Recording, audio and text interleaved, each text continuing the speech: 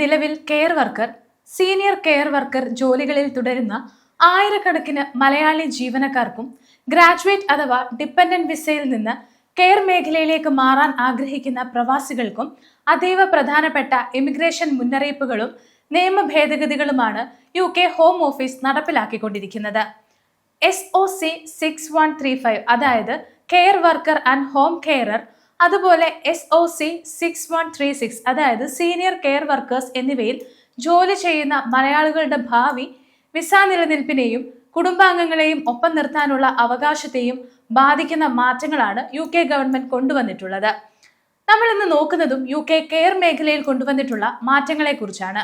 നമുക്ക് ഓരോന്നും വിശദമായി നോക്കാം. UK ഇമിഗ്രേഷൻ നയങ്ങളിൽ വന്നിട്ടുള്ള ഏറ്റവും ആദ്യത്തെ പ്രധാന മാറ്റം ഇന്ത്യ അടക്കമുള്ള വിദേശ രാജ്യങ്ങളിൽ നിന്നുള്ള നേരിട്ടുള്ള കെയർ വർക്കർ വിസ റിക്രൂട്ട്മെന്റ് പൂർണ്ണമായും നിരോധിച്ചിരിക്കുന്നു എന്നതാണ്. മുൻകാലങ്ങളിൽ കേരളത്തിൽ നിന്ന് നേരിട്ട് ഏജൻസികൾ വഴിയോ കെയർ ഹോം സ്പോൺസർഷിപ്പ് വഴിയോ UKയിലേക്ക് ഹെൽത്ത് ആൻഡ് കെയർ വർക്കർ വിസയിൽ എത്താൻ സാധിച്ചിരുന്നു. എന്നാൽ ഇമിഗ്രേഷൻ ദുരുപയോഗവും തൊഴിൽ ചൂഷണങ്ങളും തടയുന്നതിന്റെ ഭാഗമായി ഓവർസീസ് റിക്രൂട്ട്മെന്റ് റൂട്ട് പൂർണ്ണമായും നിർത്തലാക്കി. നിലവിൽ വിദേശത്തു നിന്നുള്ള പുതിയ അപേക്ഷകർക്ക് മേൽ വിസ അനുവദിക്കുന്നില്ല. രണ്ടാമത്തെ സുപ്രധാന മാറ്റം UKയ്ക്കുള്ളിൽ വെച്ച് മറ്റ് വിസകളിൽ നിന്ന് കെയർ വർക്കർ വിസയിലേക്ക് മാറുന്ന അഥവാ ഇൻ കൺട്രി സ്വിച്ചിങ് ചെയ്യുന്ന രീതിയിലാണ്. നിലവിൽ ഗ്രാജുവേറ്റ് വിസ, സ്റ്റുഡന്റ് വിസ അല്ലെങ്കിൽ ഡിപ്പെൻഡന്റ് വിസയിൽ UKയിൽ തുടരുന്ന ഒരാൾക്ക് ഒരു കെയർ ഹോമിൽ വിസ സ്പോൺസർഷിപ്പ് ലഭിക്കണമെങ്കിൽ അതികഠിനമായ പുതിയ നിബന്ധനകൾ പാലിക്കേണ്ടതുണ്ട്. അപേക്ഷകന് സ്പോൺസർഷിപ്പ് നൽകുന്ന കെയർ സ്ഥാപനത്തിന്റെ കീഴിൽ അപേക്ഷ സമർപ്പിക്കുന്നതിന് മുൻപ് കുറഞ്ഞത് 3 മാസമെങ്കിലും നിയമപരമായി ജോലി ചെയ്ത് പരിചയമുണ്ടെന്ന് തെളിയിക്കണം. ഇതിനുള്ള കൃത്യമായ പേ സ്ലിപ്പുകളും ബാങ്ക് സ്റ്റേറ്റ്മെന്റുകളും എംപ്ലോയ്മെന്റ് കോൺട്രാക്റ്റും ഹോം ഓഫീസിന് മുൻപാകെ സമർപ്പിച്ചാൽ മാത്രമേ സർട്ടിഫിക്കറ്റ് ഓഫ് സ്പോൺസർഷിപ്പ് അനുവദിക്കുകയുള്ളൂ. മൂന്നാമതായി, നിലവിൽ UKയിൽ care worker, senior care worker വിസയിൽ ജോലി ചെയ്തു വരുന്ന പ്രവാസി മലയാളികൾക്ക് കെയർ മേഖലയിൽ തുടരുന്നതിനായി 2028 ജൂലൈ 22 വരെ പ്രത്യേക ട്രാൻസിഷണൽ പീരീഡ് അനുവദിച്ചിട്ടുണ്ട്. നിലവിലുള്ള കെയർ വർക്കർമാർക്ക് തങ്ങളുടെ വിസ എക്സ്റ്റൻഷൻ ചെയ്യുന്നതിനും നിലവിൽ തൊഴിലുടമയിൽ നിന്ന് മറ്റൊരു COQ അതായത് കെയർ ക്വാളിറ്റി കമ്മീഷൻ രജിസ്ട്രേഷൻ ഉള്ള അംഗീകൃത കെയർ ഹോമിലേക്ക് സ്പോൺസർഷിപ്പ് മാറ്റി ജോലി ചെയ്യുന്നതിനും ഈ 2028 ജൂലൈ 22 വരെയുള്ള കാലയളവിൽ അനുമതി ഉണ്ടായിരിക്കും. എന്നാൽ 2028 ജൂലൈക്ക് ശേഷം ഈ ഇളവുകൾ അവസാനിക്കുകയും കെയർ തസ്തികകളെ ഷോർട്ടേജ് അഥവാ സപ്ലിമെന്ററി ലിസ്റ്റിൽ നിന്നും ഘട്ടം ഘട്ടമായി ഒഴിവാക്കുകയും ചെയ്യും. നാലാമതായി, കെയർ വർക്കർമാർക്ക് തങ്ങളുടെ കുടുംബാംഗങ്ങളെയോ പങ്കാളികളെയോ ഡിപ്പെൻഡന്റായി UKയിലേക്ക് കൊണ്ടുവരുന്നതിനുള്ള വിലക്ക് ഇപ്പോഴും കർശനമായി തുടരുകയാണ്.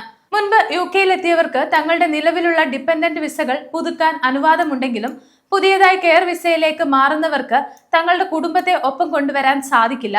കൂടാതെ വിസ അപേക്ഷകൾ സമർപ്പിക്കുന്ന പുതിയ അപേക്ഷകർക്കായി B2 ലെവൽ ഇംഗ്ലീഷ് ഭാഷാ യോഗ്യത നിർബന്ധമാക്കിയിട്ടുണ്ട്. നിലവിൽ വിസയുള്ളവർക്ക് എക്സ്റ്റൻഷൻ അപേക്ഷിക്കുമ്പോൾ B1 ലെവൽ തുടർന്നാൽ മതിയെങ്കിലും പുതിയതായി അപേക്ഷിക്കുന്നവർ B2 ടെസ്റ്റ് പാസ് ആയിരിക്കണം. അഞ്ചാമതായി, മലയാളി കെയർ വർക്കർമാർ അഭിമുഖീകരിക്കുന്ന ഏറ്റവും വലിയ ഭീഷണിയാണ് ഹോം ഓഫീസിന്റെ കടുത്ത പരിശോധനകളും സ്പോൺസർ ലൈസൻസ് റദ്ദാക്കലും. വ്യാജ കെയർ ഹോമുകൾ നിർമ്മിച്ച് പണം വാങ്ങി COS നൽകുന്ന സ്ഥാപനങ്ങൾക്കെതിരെ UK ഇമിഗ്രേഷൻ വിഭാഗം വ്യാപകമായ മിന്നൽ പരിശോധനകൾ നടത്തുന്നുണ്ട്. ഒരു കെയർ ഹോമിന്റെ ലൈസൻസ് ഹോം ഓഫീസ് റദ്ദാക്കിയാൽ അവിടെ ജോലി ചെയ്യുന്ന മലയാളികൾക്ക് വിസ കാലാവധി വെട്ടിച്ചുരുക്കിക്കൊണ്ട് 60 ദിവസത്തെ കർട്ടൽമെന്റ് ലെറ്റർ ലഭിക്കും. ഈ 60 ദിവസത്തിനുള്ളിൽ പുതിയ ലൈസൻസ് ഉള്ള മറ്റൊരു കെയർ ഹോമിലേക്ക് വിസ മാറ്റാൻ സാധിച്ചില്ലെങ്കിൽ അവർക്ക് UK വിടേണ്ടതായി വരും. കെയർ ജോലി വാഗ്ദാനം ചെയ്ത് ലക്ഷങ്ങൾ തട്ടുന്ന വ്യാജ ഏജന്റുമാരുടെ കെണിയിൽ വീഴാതിരിക്കാൻ ഓരോ മലയാളിയും ജാഗ്രത പുലർത്തണം. UKയിൽ കെയർ മേഖലയിൽ തുടരുന്ന മലയാളികൾ തങ്ങളുടെ ജോലി സുരക്ഷിതമാക്കാൻ ചില പ്രാഥമിക കാര്യങ്ങൾ കൂടി ശ്രദ്ധിക്കണം.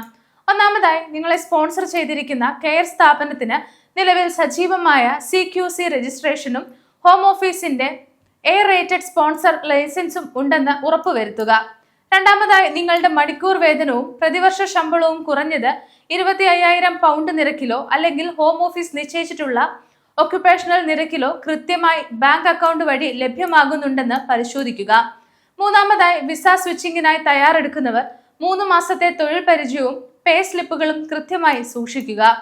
വ്യാജ വാഗ്ദാനങ്ങളിൽ വീഴാതെ UK ഇമിഗ്രേഷൻ നിയമങ്ങൾ കൃത്യമായി പാലിച്ചുകൊണ്ട് മുന്നോട്ട് പോയാൽ മാത്രമേ കെയർ മേഖലയിൽ മലയാളി പ്രവാസികൾക്ക് തങ്ങളുടെ വിസയും UKയിലെ സ്ഥിരതാമസ അവകാശങ്ങളും സുരക്ഷിതമാക്കാൻ സാധിക്കുകയുള്ളൂ.